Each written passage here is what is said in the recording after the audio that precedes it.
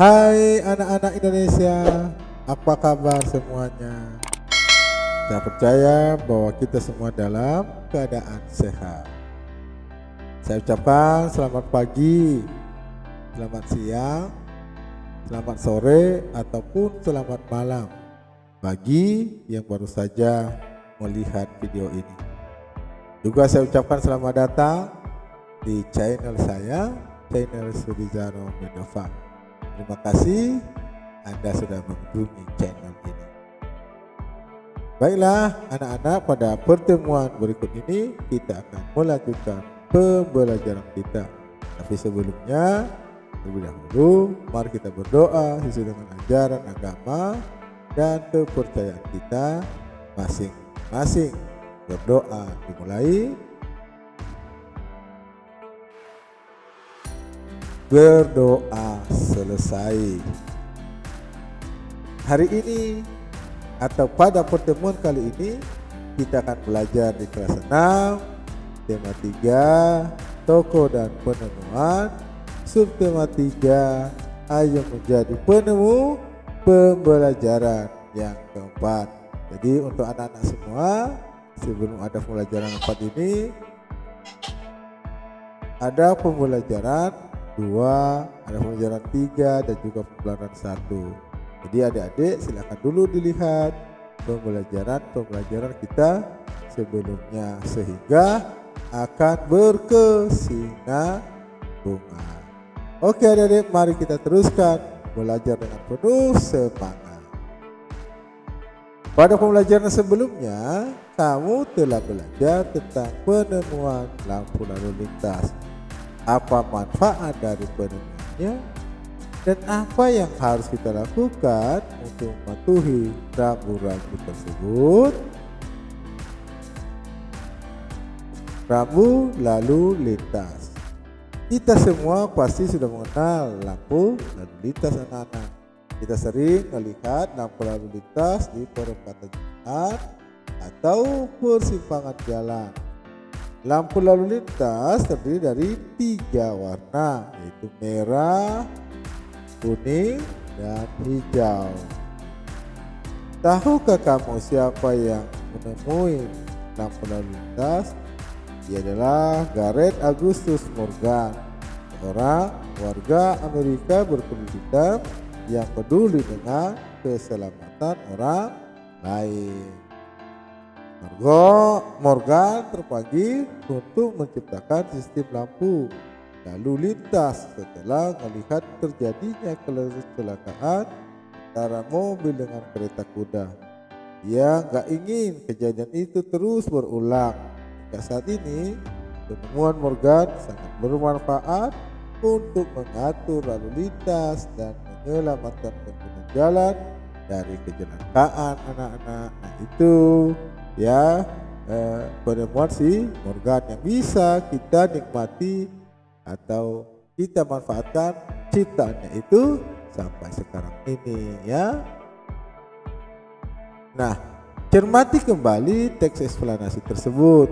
Temukan kosakata non baku dan kalimat tidak efektif dalam teks di atas. Tulislah dalam tabel berikut. Nah, anak-anak ini sudah kita pelajari juga dalam pembelajaran sebelumnya tentang teks eksplanasi dan juga kosakata non baku dan kosakata baku serta kalimat tidak efektif dan kalimat efektif. Nah, mari sekarang anak-anak kita akan mencoba mengulanginya kembali dengan teks eksplanasi yang baru saja kita baca ya. Nah, ini anak-anak kosakata non baku, melihat. Seharusnya kosakata baku ya, yaitu melihat. Kalimat tidak efektif. Kita semua pasti sudah mengenal lampu lalu lintas. Nah, kita perbaiki kalimat itu menjadi kalimat efektif. Yang demikian, kita pasti sudah mengenal lampu lalu lintas. Jadi kita tidak usah lagi semua ya. Kita tidak usah menggunakan kata semua. Lalu menemukan Ya, tahukah kamu siapa yang menemui lampu lalu lintas? Nah, perbaikan kalimatnya seharusnya tahukah kamu siapa penemu lampu lalu lintas? Nah, itu adalah perbaikan kalimatnya. Lalu di sini ada lagi kosakata baku. Sistem, seharusnya sistem, ya. Enggak, seharusnya tidak. Atau ini kata baku. Enggak itu non baku. Sistem itu non baku. Sedangkan sistem adalah baku. Demikian anak-anak, tadi di situ kata-kata non baku, kosakata baku, kalimat tidak efektif, dan perbaikan.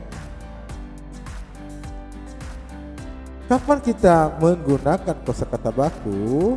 Nah, ini pertanyaan-pertanyaan ini Bapak sudah jelaskan pada pembelajaran sebelumnya. Makanya tadi anak-anak yang belum melihat video pembelajaran sebelumnya, silakan dilihat video pembelajarannya ya. Sini itu kapan kita menggunakan kosakata baku? Kita menggunakan kosakata baku anak-anak saat menulis surat resmi, ketika berpidato di acara formal, dan saat menyusun karya ilmiah. Ya, itu anak-anak kita menggunakan kosakata yang baku. Mengapa kita menggunakannya? Nah, mengapa kita menggunakan kata baku anak-anak?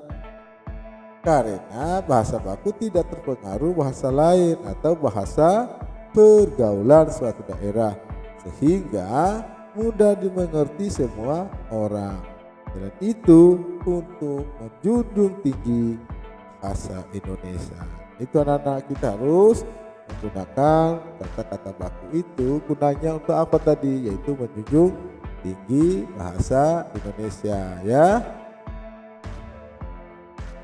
Kamu telah mengetahui bahwa lampu lalu lintas ditemukan untuk menciptakan keamanan dan kenyamanan bagi pengguna jalan. Selain lampu lalu lintas, masih banyak lagi rambu-rambu lainnya yang mempunyai tujuan masing-masing. Setiap warga negara mempunyai kewajiban untuk mematuhi rambu-rambu lalu lintas tersebut agar hak orang lain untuk mendapat keamanan dan kenyamanan terjamin. Berdasarkan pengalamanmu, diskusikan dalam kelompok tentang contoh sikap warga yang sudah menunaikan kewajiban sebagai warga yang baik di jalan raya. Berikan pula contoh pengguna jalan yang tidak melaksanakan kewajibannya. Nah, ini anak-anak, akibat tidak melaksanakan kewajiban. Ada akibatnya kalau kita tidak melaksanakan kewajiban itu. Apa itu? Ya, dapat ditilang polisi. Ya, kalau kita tidak melaksanakan kewajiban jalan raya, contohnya kita tidak memakai helm, ya, kita ngebut, ya, kita tidak punya SIM, ya, membahayakan diri sendiri dan orang lain.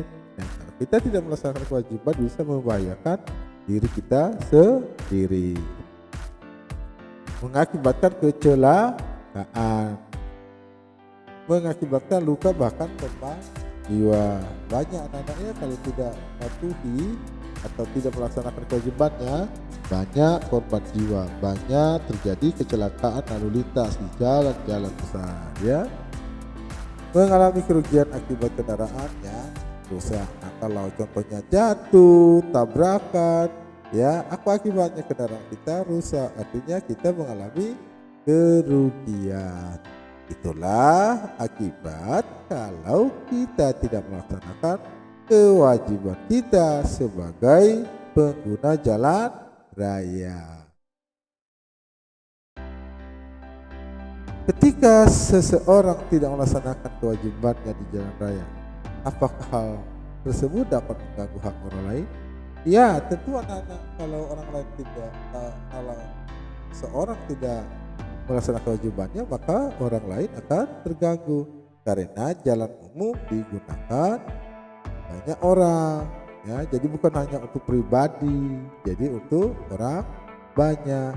Setiap orang berhak mendapat keselamatan di jalan raya. Hal ini dapat terwujud jika setiap orang melaksanakan kewajibannya, anak-anak ya. Nah, itu anak-anak ya. Nah, selain lampu lalu lintas, terdapat juga rambu-rambu lalu lintas lainnya. Amati rambu-rambu berikut. Nah, ini anak-anak ada nomor 1, nomor 2 ya, nomor 3, 4, 5, 6, dan 7 ya. Mari kita coba ya anak-anak ya. Yang nomor 1 ya, itu stop ya, ada tulisan stop. Dilarang berjalan terus. Wajib berhenti sesaat dan meneruskan perjalanan setelah mendapat kepastian aman dari lalu lintas arah lainnya ya. Itu anak-anak. Yang kedua yaitu dilarang berjalan terus apabila mengakibatkan rintangan, hambatan, gangguan bagi lalu lintas dari arah lain yang wajib didahulukan. Yang ketiga, dilarang berjalan terus pada persilangan-persilangan sebidang lintasan kereta api jalur tunggal. Wajib berhenti mendapat kepastian yang aman. Nomor 4, larangan masuk kendaraan bermotor roda 2. Nah, itu anak-anak fungsinya rambu-rambu yang ada di setiap jalan raya, terutama ini ada di kota-kota besar. Yang ketiga, yang kelima, yaitu rambu pendahulu petunjuk jurusan yang menyatakan arah untuk mencapai suatu tempat keluar dari jalan tol. Ya, itu contohnya Cibitung ya. Itu rambu dahulu. Ya, berarti kita tidak jauh lagi mencapai suatu tempat yang keluar dari jalan tol.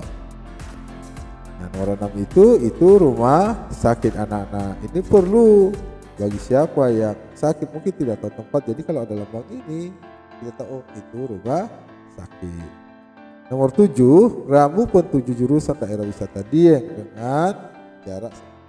Artinya kalau ada lambang itu berarti kurang lebih 10 km lagi kita mencapai wisata Dieng. Nah, seperti itu anak-anaknya. Apa manfaat rambu-rambu tersebut bagi pengguna jalan? Ya, manfaatnya sebagai peringatan sehingga dapat mencegah kecelakaan maupun sebagai petunjuk arah bagi pengguna jalan. Jika rambu-rambu tersebut tidak ada, apa pengaruhnya terhadap pengguna jalan?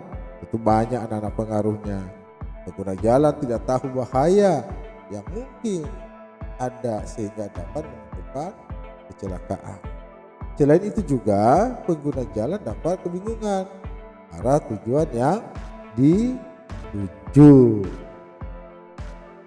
Demikian anak-anak pembelajaran kita pada pertemuan kali ini. Sebelum kita akan berpisah, mari kita berdoa sesuai dengan ajaran agama dan kepercayaan kita masing-masing. Berdoa dimulai, berdoa selesai. Bapak terus mengingatkan kita untuk kita tetap melaksanakan protokol kesehatan 3M, yaitu mencuci tangan dengan sabun di air yang mengalir, memakai masker, dan menjaga jarak. Segala kelemahan, kekurangan, Bapak minta maaf yang sebesar-besarnya dalam menulis, membaca, dan juga menjelaskan. Akhirnya saya ucapkan terima kasih. Semoga bermanfaat. Sampai bertemu pada pertemuan berikutnya. Tuhan memberkati.